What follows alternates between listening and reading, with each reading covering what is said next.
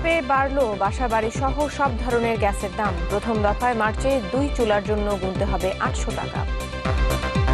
ভোক্তাদের অধিকারকেও ক্ষুণ্ণ করেছে। বাণিজ্যের কথা অথবা ইন্ডাস্ট্রির কথা যদি আমরা বলি, প্রায় এখানে 20 থেকে 22% মতো নেট ইফেক্ট চলেই আসবে। যুব সমাজকে সন্ত্রাস ও জঙ্গিবাদ থেকে দূরে রাখতে খেলাধুলায় মন দেওয়ার তাগিদ প্রধানমন্ত্রীর। শেষ হলো রোল বল বিশ্বকাপ।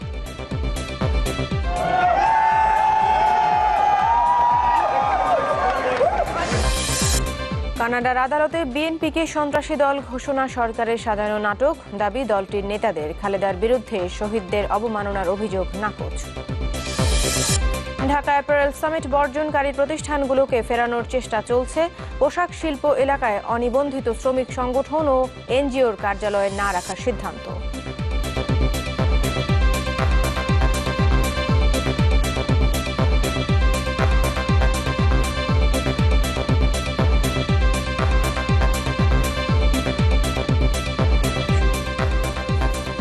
আমন্ত্রণ নিউজ 24-এ শুনছিলেন সিলন্টি শিরোনাম। আপনাদের সাথে আছি আমি সবিহা নিগার দৃষ্টি এবং আমি মোহাম্মদ ইমতিয়াজ।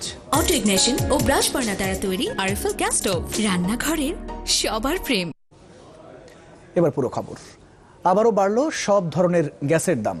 2 ধাপে গড়ে 22.7% দাম বাড়ানোর ঘোষণা দিয়েছে এনার্জি রেগুলেটরি কমিশন বিইআরসি। প্রথম ধাপ কার্যকর হবে আসছে মার্চ মাস থেকেই। এই দফায় বাসাবাড়ির 1 চুলার জন্য 750 আর 2 চুলার জন্য গুনতে হবে 800 টাকা।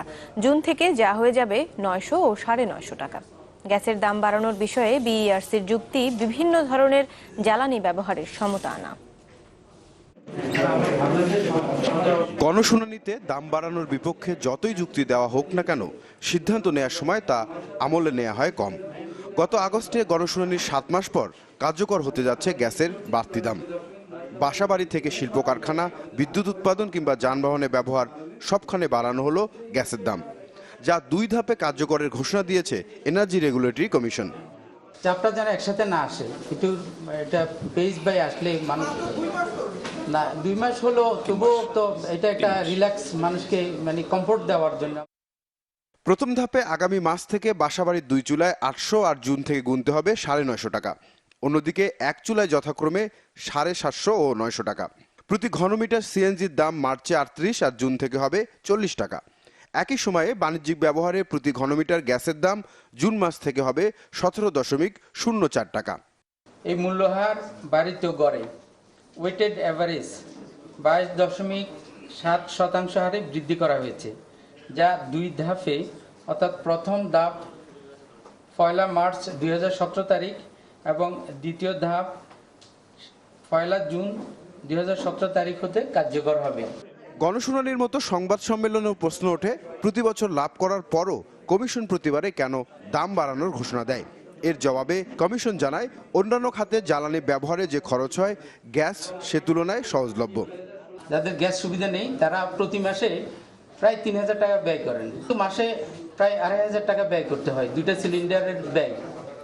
কিন্তু আমরা যারা ভাগ্যবান, গ্যাসে পাইপলাইনে গ্যাস ব্যবহার করি, তারা কিন্তু এখনো ভাগ্যবান আছি। এই খাতের লভ্যাংশের একটা অংশ গ্যাস অনুসন্ধান ও উৎপাদন খাতে ব্যবহার করার বিধান রয়েছে। এই বিষয়ে কমিশনের অনুমতি নিতে হলেও এসব কাজে খরচ করা টাকার হিসাব নিয়ে রয়েছে প্রশ্ন। আরও একবার দাম বাড়ানোর ঘোষণার সময়ও নিয়ন্ত্রক কমিশন বলছে, এবারও লাভের একটা অংশ চলে যাবে গ্যাস উন্নয়ন তহবিলে।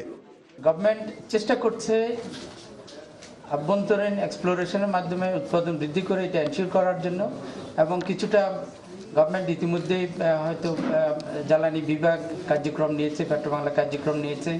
কমিশনের সূত্রগুলো ইঙ্গিত দিচ্ছে, গ্যাসের পর এবার বিদ্যুতের দাম বাড়ানোর জন্য গণশুনানি শুরু হবে সহসায়। আরিফুল সাজ্জাদ, চ্যানেল 24, ঢাকা। মাত্র 1.5 বছরের ব্যবধানে দ্বিগুণেরও বেশি গ্যাসের দাম বাড়ায় ক্ষুব্ধ ব্যবসায়ীরা। তারা মনে করেন এর ফলে বাধাগ্রস্ত হবে রপ্তানি বাণিজ্য। ব্যবসার খরচ বাড়ায় ক্ষতিগ্রস্ত হবে ক্ষুদ্র ও মাঝারি শিল্পের বিকাশ। ভোক্তা অধিকার সংগঠন ক্যাবো মনে করে, বারবার এভাবে গ্যাসের দাম বাড়ানোর সিদ্ধান্ত জনস্বার্থ বিরোধী। বাবু কামরুজ্জামান জানাবেন বিস্তারিত।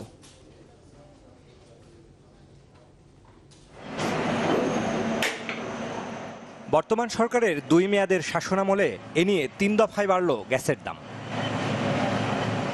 প্রথম দফায় 2009 সালে গ্যাসের দাম বাড়িয়ে 1 চুলা 400 টাকা, 2 চুলা 450, সিএনজি প্রতি ঘনমিটার 30 টাকা এবং শিল্পে প্রায় 6 টাকা নির্ধারণ করা হয়। এর 6 বছর পর 2015 সালে দ্বিতীয় দফায় বাড়ানো হয় গ্যাসের দাম। এ সময় আবাসিকে 1 চুলা 600, 2 চুলা 650, সিএনজি প্রতি ঘনমিটার 35 টাকা এবং শিল্প খাতে 7.5 টাকা নির্ধারণ করা হয়।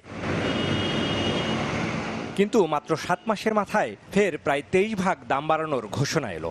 ভোক্তা অধিকার সংগঠন ক্যাব মনে করে সরকারের এই সিদ্ধান্ত জনস্বার্থ বিরোধী। কেউ মুনাফা অর্জন করবে, সরকার রাজস্ব আয় করবে, সরকার লাভ করবে, মুনাফা করবে, এই লক্ষ্যে এই সম্পদ উন্নয়ন হতে পারে না। অর্থাৎ এলপিজির ব্যবহার নানাভাবে বৃদ্ধি পাবে, তাতে করে এলপিজির মালিকদের বেশি বেশি মুনাফা হবে। এটাকেই বেসিক্যালি সামনে এনে এবং এটার এই উদ্দেশ্যেই এই দাম বাড়ানোর বিষয়টি সামনে আসছে। গ্যাসের দাম বাড়ানোর এই সিদ্ধান্তে ক্ষুব্ধ ব্যবসায়ীরাও। তাদের দাবি এর ফলে শিল্প বাধাগ্রস্ত হবে, ধাক্কা আসবে রপ্তানিতেও।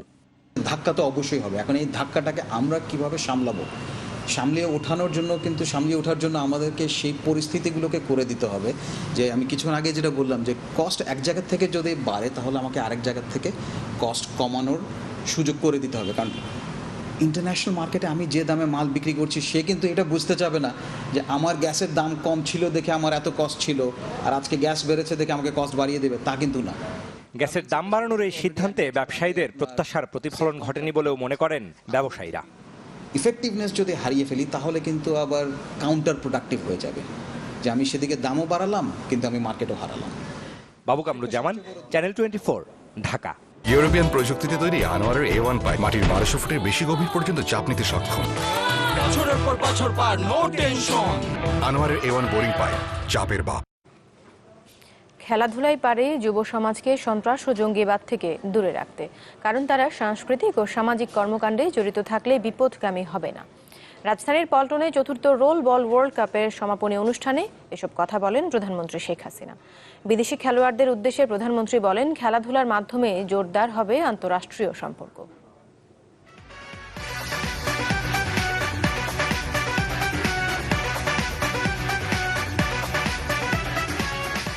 রোল বল নিয়মকানুন সব হ্যান্ডবলের মতোই খেলতে হয় স্কেটিং শু পরে। খেলাটির বয়সও খুব বেশি না, মাত্র 17 বছর। চতুর্থ বিশ্বকাপের আয়োজন বাংলাদেশে। 6 দিনের এই টুর্নামেন্টে অংশ নেয় স্বাগতিক সহ বিশ্বের 39টি দল। ভালো খেলেও সেমিফাইনালে থেমেছিল বাংলাদেশ দল।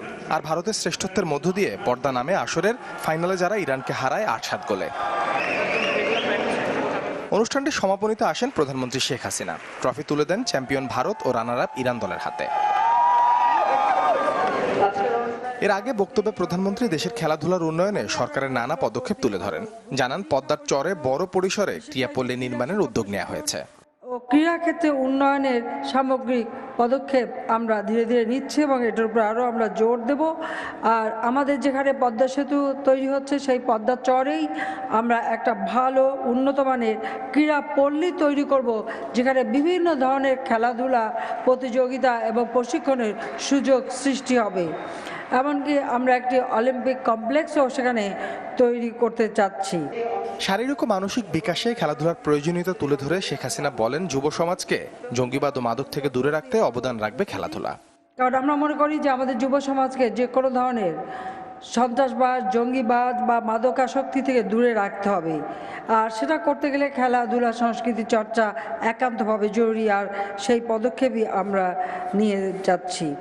বিভিন্ন দেশের মধ্যে দ্বিপাক্ষিক সম্পর্ক উন্নয়নে খেলাধুলার গুরুত্ব অপরিসীম বলেও জানান প্রধানমন্ত্রী শেখ হাসিনা। এই সময় খেলাও আন্তঃরাষ্ট্রীয় সম্পর্কের উন্নয়নের ক্ষেত্রে প্রভাব বিস্তার করে এবং আমাদের আঞ্চলিক সম্পর্ক আরও মজবুত হয়।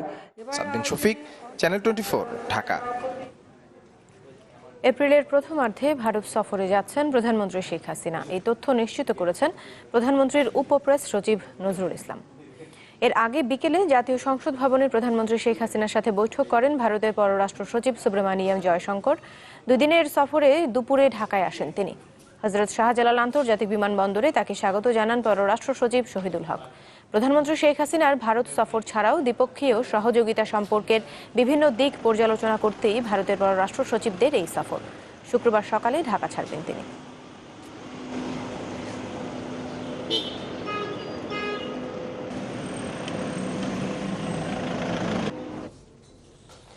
কানাডার আদালতে বিএনপিকে সন্ত্রাসী দল ঘোষণা, ক্ষমতাসীন দলের সাজানো নাটক। আজকে সকালে রাজধানীর নয়াপল্টনে সংবাদ সম্মেলনে এই মন্তব্য করেছেন বিএনপি নেতারা। তারা বলেছেন, দেশটির ইমিগ্রেশন কর্মকর্তার বক্তব্য ছিল আওয়ামী লীগ বিএনপি উভয়ই রাজনীতিতেই সন্ত্রাসের ছোঁয়া আছে, সে হিসেবে আওয়ামী লীগই বড় সন্ত্রাসী দল।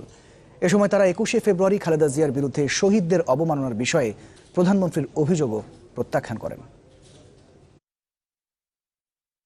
কানাডার ফেডারেল কোর্ট একটি রায়ে বিএনপিকে সন্ত্রাসী দল হিসেবে উল্লেখ করায় আলোচনার ঝড় উঠেছে দেশের রাজনীতির মাঠে।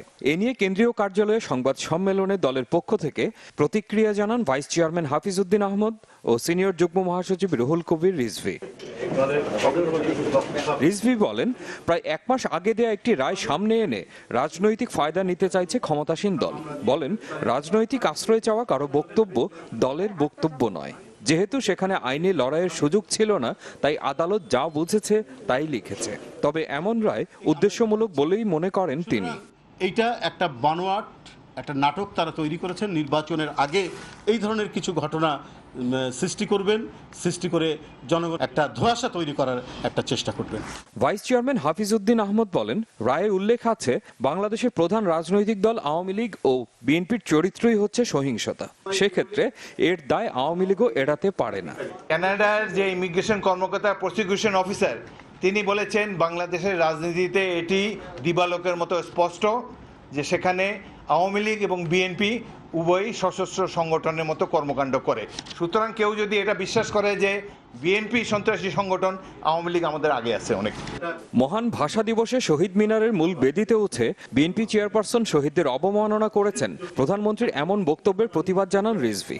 এ সময় বেশ কয়েকটি ছবি দেখিয়ে বলেন, যেখানে দাঁড়িয়ে খালেদা জিয়া শ্রদ্ধা জানিয়েছিলেন, একই স্থানে দাঁড়িয়ে শ্রদ্ধা জানান ঢাকা বিশ্ববিদ্যালয়ের শিক্ষক ও সাংবাদিকরা। বিএনপির বিরুদ্ধে তার যে জন্মান্ধ বিরোধিতা, তার বক্তব্যে সেটাই ফুটে ওঠে। তিনি অসত্যের উপর ভর করে দেশ পরিচালনা করছেন। সারা দেশে আবারও গুম খুন বেড়েছে বলেও অভিযোগ করেন রুহুল কবির রিজভী।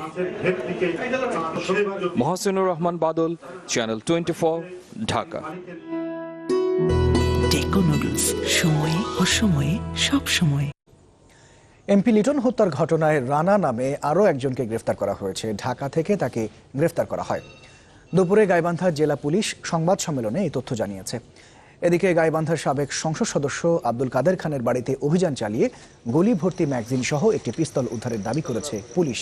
গত রাত 12:30টার দিকে উদ্ধার হওয়া পিস্তলটি এমপি লিটন হত্যায় ব্যবহৃত হয়েছে বলে দাবি করেছে পুলিশ।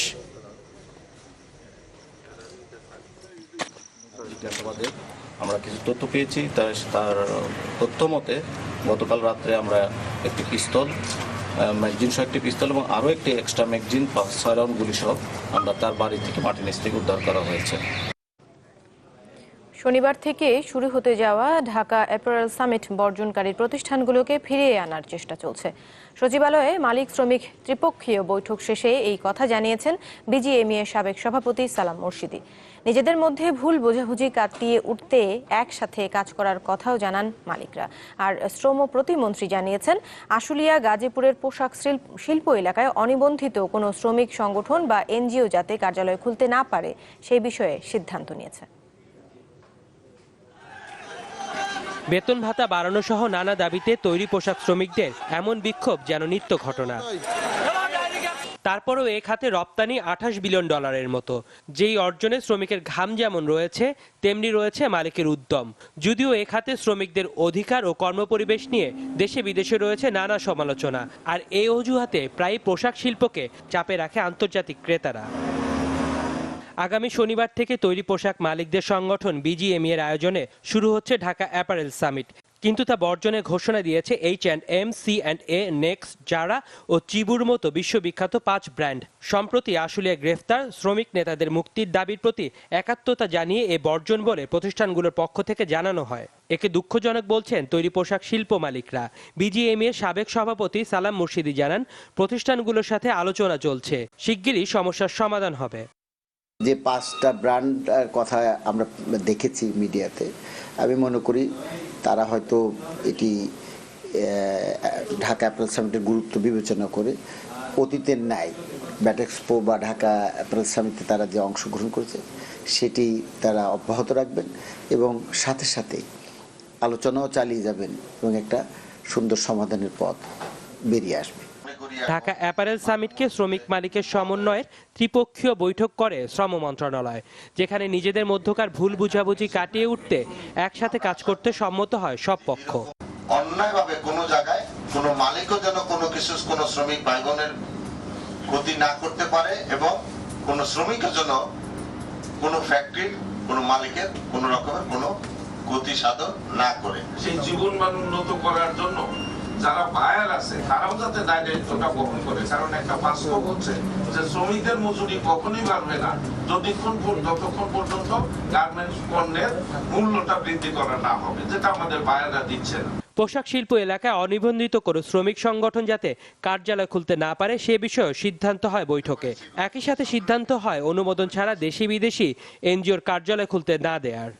আসলে যে ঘটনা সেই ঘটনাকে নিয়ে সরকার যখন এটাকে ট্যাকেল করেন তখন কিছু মামলা, বেশ করে মালিক পক্ষে কিছু মামলা করেন, সেই মামলা বেশ কিছু শ্রমিক নেতা গ্রেপ্তার হয়েছিলেন। মামলাগুলি আইনানুগভাবে কিভাবে শেষ করা যায় সেই বিষয়টা আমরা চিন্তা ভাবনা করছি এবং আমরা দেখছি। এবং সাময়িকভাবে বরখাস্ত কিছু শ্রমিকরা যদি কেউ চাকরি করতে চান অ্যাজ পার লেবার ল তাদেরকে চাকরিতে পুনর্বহাল যাতে করা হয় সেই সিদ্ধান্ত আমরা নিয়েছি। সামিট সামনে রেখে সব ধরনের সভা সমাবেশ স্থগিতের ঘোষণা দিয়েছে শ্রমিক সংগঠনগুলো। সব বিবেচনায় আমরা সেটা প্রথমত স্থগিত ঘোষণা করছি। সাজিদ হক, চ্যানেল 24, ঢাকা। বিরতি নিচ্ছে, এরপর জানাবো। নিউ ইয়র্কে ছুরিকাঘাতে বাংলাদেশি ব্যবসায়ী নিহত, অভিযুক্ত ব্যক্তি গ্রেফতার। সিলেটে নিহতের গ্রামের বাড়িতে শোকের ছায়া।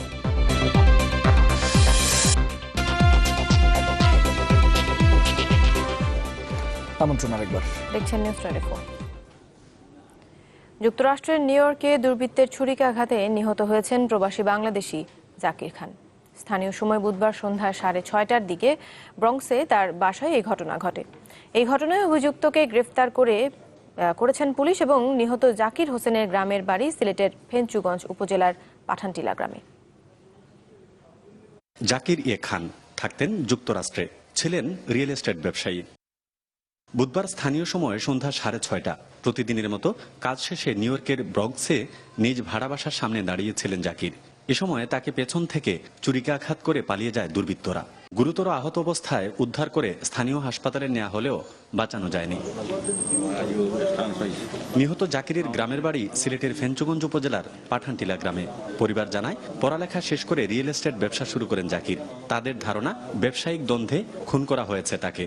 বাচ্চান তো লাইব্রেরিতে লই আইছে, বাচ্চান করো হামাইরা গাড়িতে বাইরেছে ও সময় অ্যাক্সিডেন্ট হয়তো কিছু। আমি তো সিরিয়াসলি নিয়েছি না, অত সামান্য মাইনর কিছু মনে হচ্ছে। পরে দেখা যায় যেন এই নিউজ পাইলে আমাকে শাকড। ফ্যামিলিগতভাবে কোনো ছিল না কিন্তু কোনো কিছু আর কি, ব্যবসায়িক দিক থেকে ব্যবসায়ীর ঝামেলা হয়ে থাকতে পারে আর কি। হ্যাঁ হ্যাঁ, এটা police under police investigation. New ইয়র্কের ব্যবসায়ী কমিউনিটিতেও জনপ্রিয় ছিলেন জাকির, যুক্ত ছিলেন বিভিন্ন সামাজিক কর্মকাণ্ডের সাথে। জাকিরের এই অকাল মৃত্যুতে বাংলাদেশ কমিউনিটি তার স্থান পূরণ করার মতো আমার ব্যক্তিগত মতামত, এবং আমি মনে করি সমগ্র প্রবাসী একজন বিশিষ্ট ব্যক্তিকে আজ হারিয়েছে। কেন ঘটলো বা তার প্রকৃত শাস্তি যেন হয় সেটার দাবিতে আমরা ডেমনস্ট্রেশন আমেরিকার মাটিতে হবে, এবং আমরা এখানে যারা আছি আমরা জোর প্রতিবাদ জানাই যে এ ধরনের ঘটনা আমরা ভবিষ্যতে দেখতে চাই না। জাকিরের মরদেহ দেশে আনা হবে কিনা এ বিষয়ে কিছুই জানায়নি পরিবার। গুলজার আহমেদ, চ্যানেল 24, সিলেট।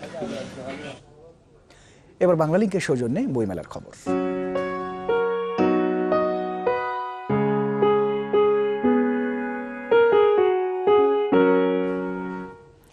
বিশ্বে বাংলা সাহিত্যের বেশ কদর থাকলেও এই ভাষার বই অনুবাদ হচ্ছে খুবই কম। ফলে ইউরোপ আমেরিকা থেকে বিদেশিরা অমর একুশে বইমেলায় এসেও ইংরেজি অনুবাদ না পেয়ে ফিরে যাচ্ছেন অনেকটা খালি হাতে।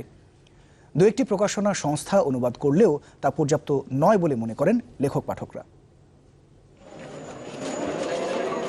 ইতালির আলোকচিত্রী স্টেফানো বাংলাদেশে ঘুরতে এসেছেন 2 মাস হলো। নিজ দেশে ফেরার আগে সাথে নিতে চান এদেশের কিছু স্মৃতি, তাই বইমেলায় এসে খুঁজছেন তার আগ্রহের ফটোগ্রাফির বই। কিন্তু ভাষার পার্থক্যের কারণে কেনা হয়নি কোনো বই। তাই ফিরতে হয়েছে শূন্য হাতে। বইমেলায় এত মানুষ দেখে ভালো লাগছে। এখানে না এলে বুঝতামই না বইয়ের প্রতি বাংলাদেশের মানুষের এত আগ্রহ। আমি ফটোগ্রাফি নিয়ে আগ্রহী, সে বিষয়ের বইও খুঁজেছি, কিন্তু বেশিরভাগ বই বাংলায়। ইংরেজিতে হলে হয়তো কিনতে পারতাম। ইংরেজি অনুবাদ না থাকায় পছন্দের বই কেনা হয়নি জার্মানির রিকোরও। অথচ সুদূর ইউরোপ থেকে হুমায়ুন আহমেদের নাম শুনে এসেছেন বইমেলায়।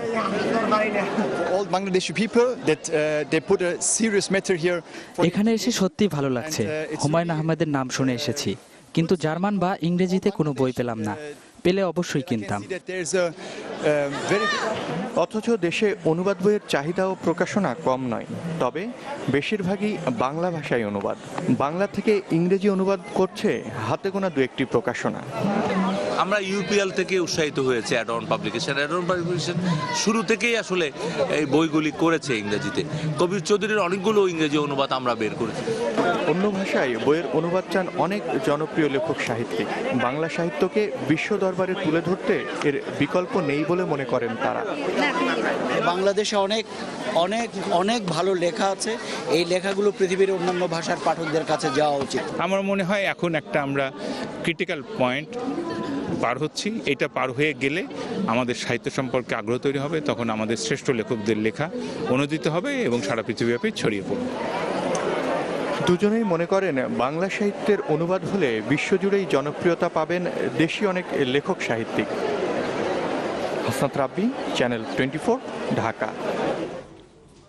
সময় হলো আরেকটা বিরতির। ফিরে এসে থাকছে।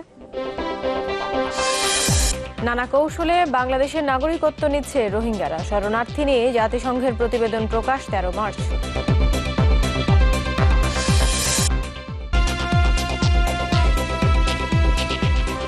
আবারও ফিরে এলাম। আপনারা দেখছেন নিউজ 24। নানা কৌশলে বাংলাদেশের নাগরিকত্ব নিচ্ছে রোহিঙ্গারা। বিদেশে যাচ্ছে বাংলাদেশি নাগরিক হয়ে। আর এইসব কাজে তাদের সহযোগিতা করছে কিছু জনপ্রতিনিধি এবং প্রভাবশালী একটি মহল। প্রায় 2.5 বছর আগে এমন 51 ব্যক্তিকে শনাক্ত করে ব্যবস্থা নেওয়ার জন্য প্রধানমন্ত্রীর কার্যালয় নির্দেশ দিলেও মেলেনি প্রতিকার। ফলে বন্ধ হয়নি রোহিঙ্গাদের বৈধ করার অপতৎপরতা। নূপা আলমকে সাথে নিয়ে রিপোর্ট করছেন ফখরুল ইসলাম, ছবি তুলেছেন সেলিমুল্লাহ। কিছুদিন আগে চট্টগ্রাম বিমানবন্দরে আটক হয় 16 রোহিঙ্গা। এর আগে 2014 সালের মে মাসে আটক করা হয় 8 জন, যাদের সবাই বাংলাদেশের পাসপোর্ট ব্যবহার করে মধ্যপ্রাচ্যে যাবার চেষ্টা করছিল। অনুসন্ধানে দেখা গেছে প্রথমে দেয়া হয় নাগরিকত্ব সনদ, এরপর করা হয় ভোটার, তারপর পাসপোর্ট। আর এভাবে বৈধতার সুযোগ নিয়ে ওমরা কিংবা হজ ভিসায় সৌদি আরব সহ বিভিন্ন দেশে যাচ্ছে রোহিঙ্গারা। এসব কিছুর পেছনে রয়েছে কক্সবাজার, বান্দরবান ও চট্টগ্রামের একাধিক চক্র, যাদের অনেকেই জনপ্রতিনিধি, সরকারি কর্মকর্তা আর পেশাদার দালাল। এটা খুব দুর্দান্ত অন্যায় এবং অপরাধ কাজ। কোনো না কোনোভাবে একটি দুষ্ট চক্র এই কাজটার সাথে কম বেশি জড়িত আছে বলে আমরা মনে করতেছি। 2014 সালের অক্টোবরে 51 জনের একটি তালিকা করে সরকার, যাতে কক্সবাজারের 46 আর বান্দরবানের 5 জনের নাম ছিল। এরা সবাই রোহিঙ্গাদের নাগরিক করার পাশাপাশি বিদেশ যেতে সহায়তা করে, তবে তাদের বিরুদ্ধে নেওয়া হয়নি কোনো ব্যবস্থা। অত্যন্ত দুঃখজনক হলেও সত্য, এই জনপ্রতিনিধিদের তালিকাভুক্ত জনপ্রতিনিধিদের বিরুদ্ধে এখনো কোনো কার্যকর কোনো ব্যবস্থা নেওয়া হয়নি, যার ফলে অন্যান্য জনপ্রতিনিধিরা কিন্তু তারা আর নিবই এই কাজগুলোই করছে রোহিঙ্গাদেরকে নাগরিকত্ব দিতে।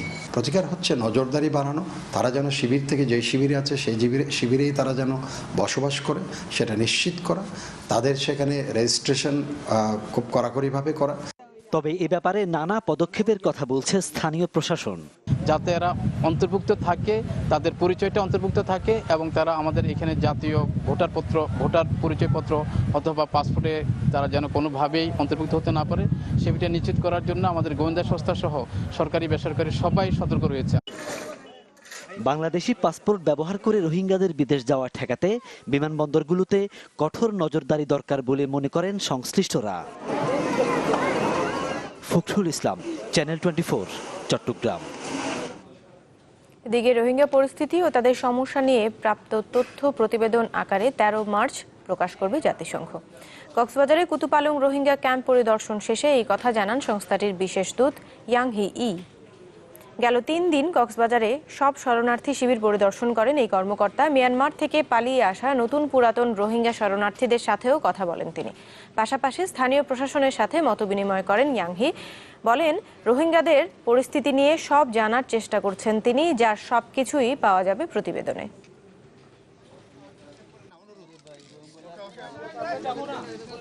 সময় হলো আবারও বিরতির। এরপর যা থাকবে, মুম্বাইয়ে ভোটের মাঠে শক্তি পরীক্ষায় বিজেপিকে টেক্কা দিল শিবসেনা। উত্তরপ্রদেশে শেষ হলো চতুর্থ ধাপের বিধানসভা নির্বাচন।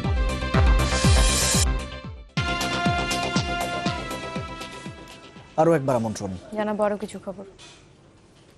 দেশের 32টি স্থাপনার নাম পরিবর্তনের উদ্যোগ নিয়েছে সরকার। এ বিষয়ে এরই মধ্যে জেলা প্রশাসক ও পৌরসভা মেয়রদের চিঠি দিয়েছে স্থানীয় সরকার মন্ত্রণালয়, যাতে স্বাধীনতা বিরোধী ও বিতর্কিত কর্মকাণ্ডের অভিযোগ আনা হয়েছে। ট্রাইব্যুনালের তদন্ত সংস্থা বলছে যে কোনো বিভাগ কাউকে স্বাধীনতা বিরোধী বলতে পারে না, তবে মন্ত্রণালয়ের মতে বিতর্কিত মনে হলে নাম পরিবর্তন করতে পারে সরকার। সাজিদ হকের আরেকটি রিপোর্ট। বিএনপি জামায়াত জোট সরকারের আমলে দেয়া 32 সড়কের নামে আসছে পরিবর্তন। স্বাধীনতার সময় মানবতা বিরোধী কর্মকাণ্ডের কারণে নামের এই পরিবর্তনের কথা উল্লেখ করা হয়েছে স্থানীয় সরকার মন্ত্রণালয়ে পাঠানো প্রধানমন্ত্রী কার্যালয়ের এক চিঠিতে। সড়কগুলো হলো কক্সবাজারে 8টি, ফরিদপুরে 7টি, চট্টগ্রাম ও মাগুরায় 4টি করে, নাটোরে 3টি এবং নোয়াখালী, রাজবাড়ী, বাগেরহাট, মাদারীপুর, সুনামগঞ্জ ও সাতক্ষীরায় 1টি করে। স্থানীয় সরকার বিভাগ থেকে এরই মধ্যে ওইসব জেলা ও পৌরসভায় নতুন নামকরণের নির্দেশ জারি করে চিঠিও পাঠানো হয়েছে। দলমত পথকে বাছাইও করা হয় নাই, কোনো রাজনৈতিক দলকে প্রাধান্য দেওয়া হয়নি। দেওয়া হয়েছে যে তালিকা, সেখানে যাদের বিরুদ্ধে ওই অভিযোগ দেশের স্বাধীনতা যুদ্ধের বিরুদ্ধে কাজ করেছেন তাদের।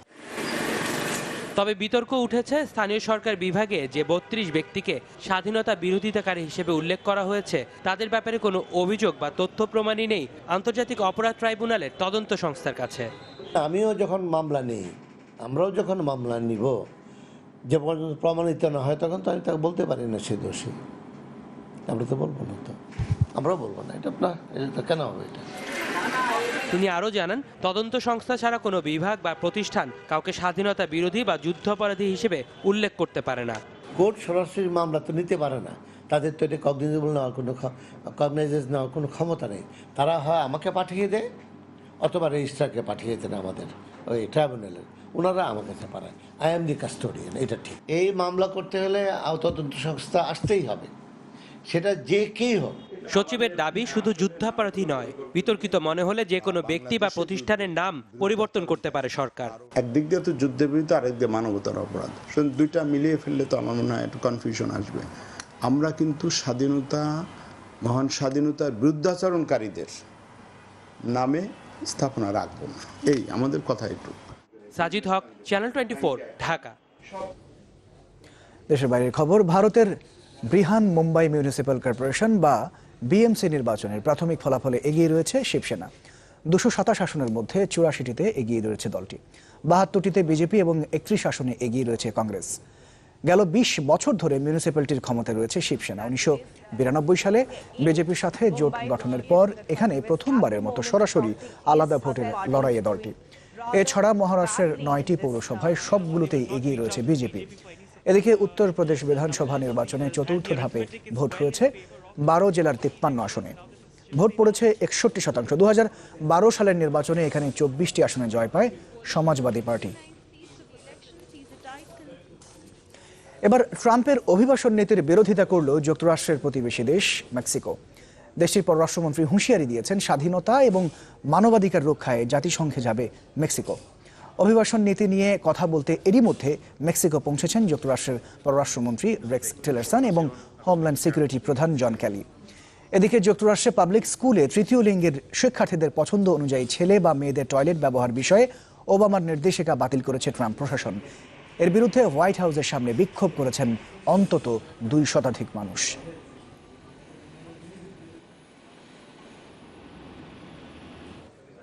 শিল্পীর মতোই ছবি আঁকছে রোবট, আর তাতেই সময় লাগছে মাত্র 20 মিনিট। এমনই রোবট শিল্পীর দেখা মিলছে জার্মানির ডিক্সিট অ্যালগরিজমি গ্যালারিতে। আর রোবট দিয়ে ছবি আঁকাতে দর্শনার্থীদের খরচ হবে 100 ইউরো। এটি সাধারণ একটি আর্ট ক্লাসের মতোই। মডেল বসে আছেন আর শিল্পী তুলির আঁচড় দিচ্ছেন কাগজে। তফাৎ একটাই, ছবি আঁকছে 5টি রোবোটিক হাত, যার প্রত্যেকটির সাথে রয়েছে একটি করে ক্যামেরা।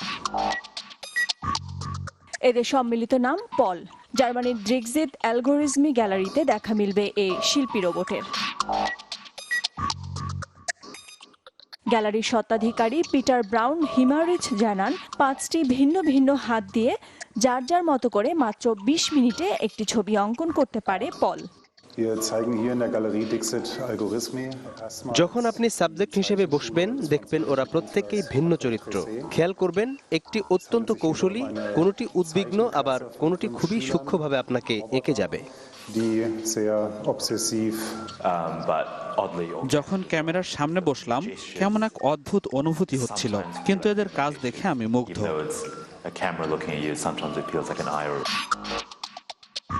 ক্যামেরাগুলো একটি ল্যাপটপের সাথে সংযুক্ত থাকে, আর ল্যাপটপটিতে মুখচ্ছবি শনাক্তের একটি সফটওয়্যারের মাধ্যমে 5টি রোবটের সম্মিলিত অঙ্কন রূপ একটি ছবি।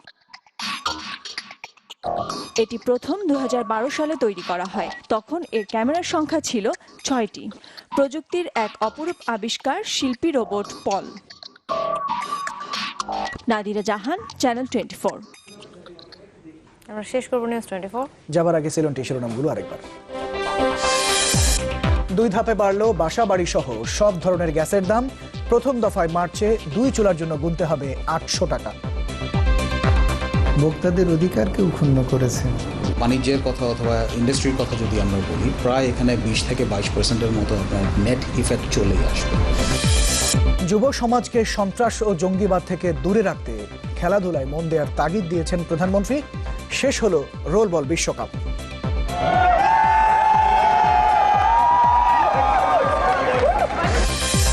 কানাডার আদালতে বিএনপিকে সন্ত্রাসী দল ঘোষণা সরকারের সাজানো নাটক। দাবি দলটির নেতাদের, খালেদার বিরুদ্ধে শহীদদের অবমাননার অভিযোগ নাকচ। এবং ঢাকা অ্যাপারেল সামিট বর্জনকারী প্রতিষ্ঠানগুলোকে ফেরানোর চেষ্টা। পোশাক শিল্প এলাকায় অনিবন্ধিত শ্রমিক সংগঠন না রাখার সিদ্ধান্ত। এই ছিল নিউজ 24। ধন্যবাদ সবাইকে।